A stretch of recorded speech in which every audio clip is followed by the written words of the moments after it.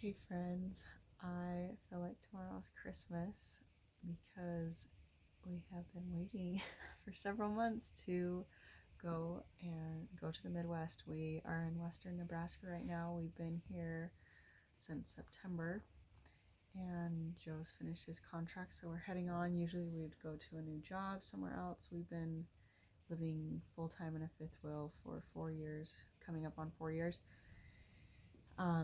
Moving around the country and living in different places. So it's been so fun, and we have plans to continue traveling, but we are going to take a little break for who knows how long, a month, 6 months, we don't know, to work on our new little house that we bought sight unseen. We paid $5,900 for a house that is almost 900 square feet, which is small, but compared to the 250 square foot trailer we've been living in for the last 4 years, it's going to feel really big.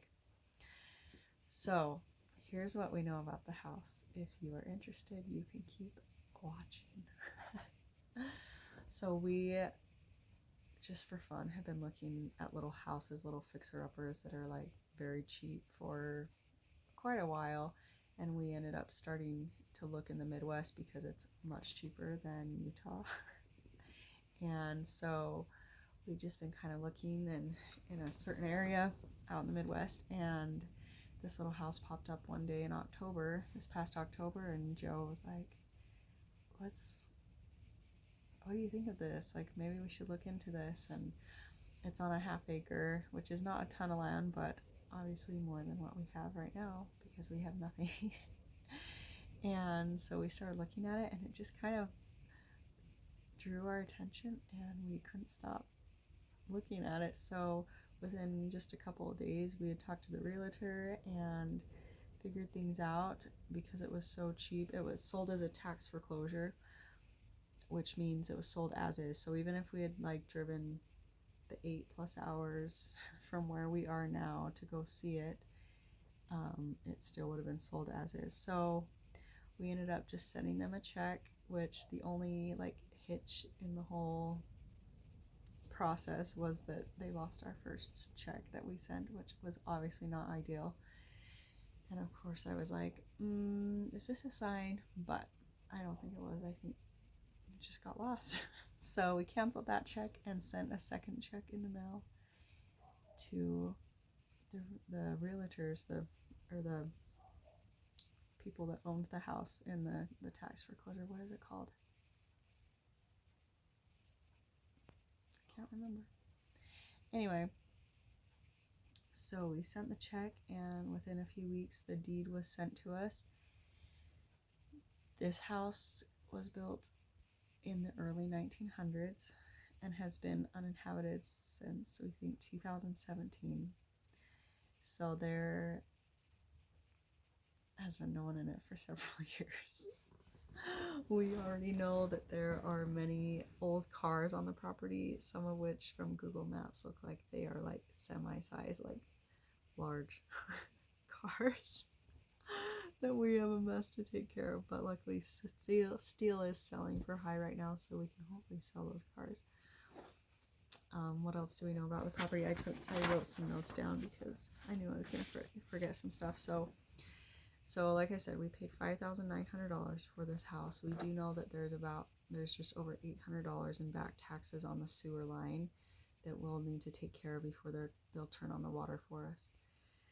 And then there's like another 160 of like a back bill from like the last time they filed taxes on the water that we have to pay. So in terms of like huge amounts of back taxes, there's really not too much that we have to worry about, which is good.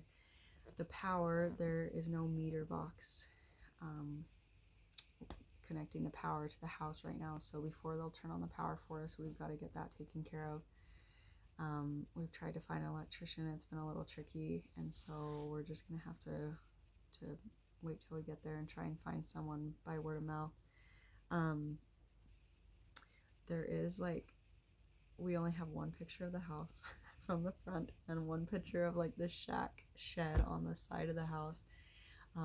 The house has some potential. It's so cute. It really, you look past all the overgrown trees and everything. There's so much potential. From Google Maps, what we can see is it has a good roof on it. It's like a good metal roof, which that alone is worth what we paid for the property. So that's encouraging. So hopefully there's not too much water damage or anything like that.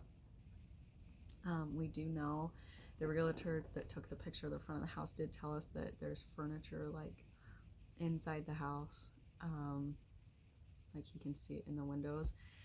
How much other stuff there is in there as of right now, we have no idea. And from what we can see, the man who was living there before has passed away, so it's who knows what's in there. Who knows? So we have some surprises coming for us.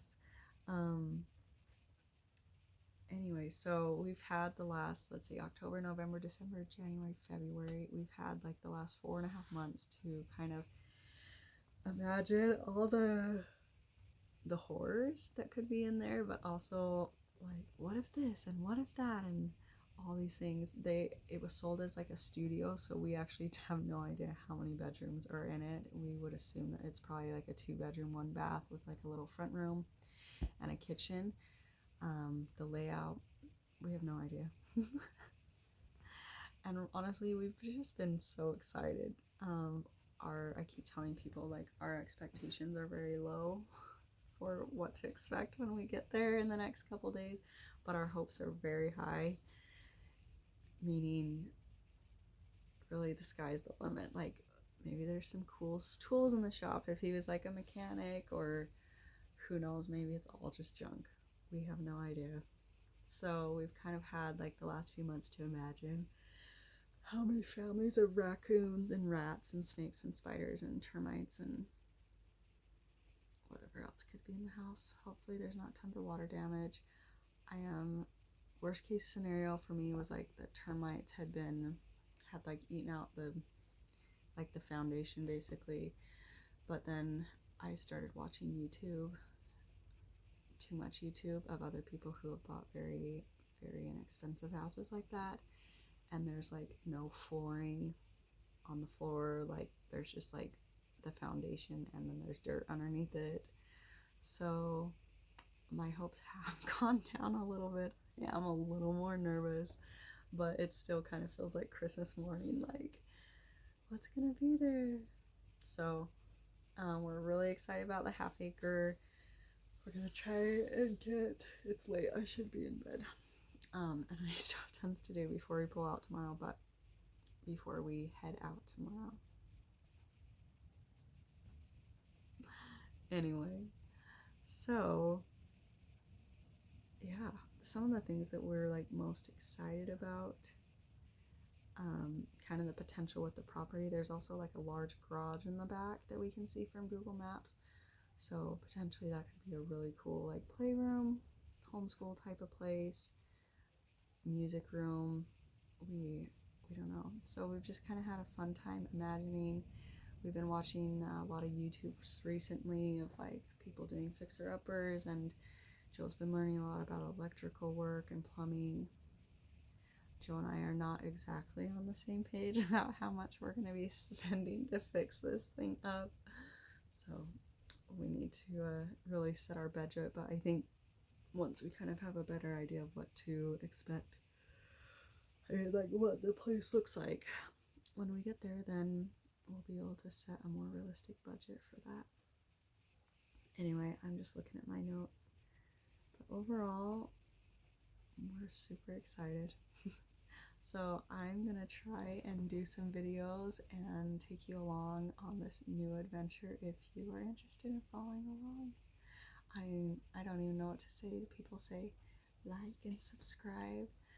And if I can get my life together with 2 kids, I'd love to post some of our adventures from fifth wheel life, kind of what it's been like to live in a fifth wheel. We started 4 years ago with no children. I was actually pregnant with our first one. I didn't even know when we like left to go on our first job assignment. So that was kind of fun. And now we have 2 little girls, and our baby's turning 1 next month. So we've had 2 kids in the trailer for a year, and it's really been great. we get out a lot and go adventure. We make friends as fast as we can because I talk to everyone. And so that's really fun. But if you want to join us along on this new adventure of a fixer-upper, $5,900, sight unseen, we are headed there in less than 24 hours.